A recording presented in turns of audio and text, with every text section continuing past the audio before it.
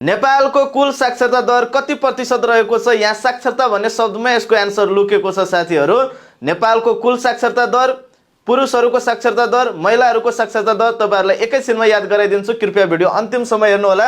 जस्तै नेपालको कुल साक्षरता दर, यहाँ साक्षरता भन्ने शब्दमा एन्सर लुकेको छ। यो 7 बाट 7, 6 बाट 6, 7 छ भने 76.2%, 76.2%। साक्षरता यहीँबाट एन्सर निकाल्न सकिन्छ है, 7 छ भनेर निकाल्न सकिन्छ।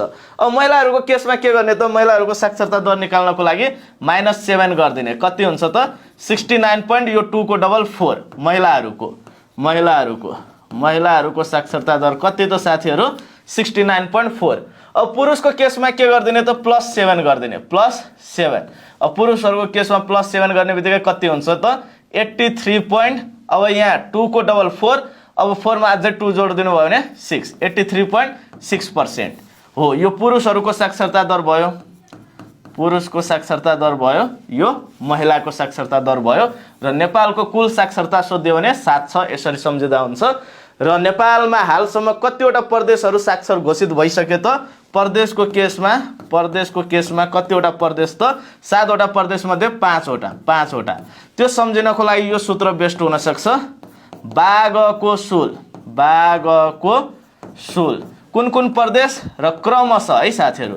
बागको सुल सबभन्दा पहिलो बागमती, त्यसपछि गण्डकी, त्यसपछि कोशी, त्यसपछि सुदूरपश्चिम र यो लुबाट लुम्बिनी। 2 वटा प्रदेशहरू अहिले पनि साक्षर घोषित हुन बाँकी छ, कर्णाली र मध्य प्रदेश। सेम त्यसरी नेपालमा कतिवटा जिल्लाहरू साक्षर घोषित भइसकेको छ त? जिल्लाको केसमा 68 वटा। जिल्लाको केसमा कतिवटा त साथीहरू? 68 वटा। 68 वटा मध्ये सबभन्दा अन्तिम चाहिँ कालीकोट। सबभन्दा पहिलो साक्षर घोषित हुने जिल्ला सिन्धुपाल्चोक। र कहिलेकाहीँ क्वेसन तपाईहरुलाई झुक्क्याएर सोधिन सक्छ, नेपालको पूर्ण साक्षर जिल्ला, पहिलो पूर्ण साक्षर जिल्ला सोध्यो भने ललितपुर, पहिलो साक्षर जिल्ला सोध्यो भने सिन्धुपाल्चोक, पहिलो पूर्ण साक्षर जिल्ला सोध्यो भने ललितपुर हो। यस्तै सामान्य ज्ञान रिलेटेड भिडियोको लागि यो पेजलाई फलो गर्नु होला र यो भिडियोलाई म्याक्सिमम भन्दा म्याक्सिमम सेयर गर्नु होला। र यो नजिकै गएको शिक्षक सेवा आयोगको एक्जामको लागि धेरै इम्पोर्टेन्ट भएको हुनाले यसलाई सेभ गरेर पनि, सेयर गरेर पनि राख्नु होला। हस्त, धन्यवाद। परीक्षार्थीको आवाज पम्पाज।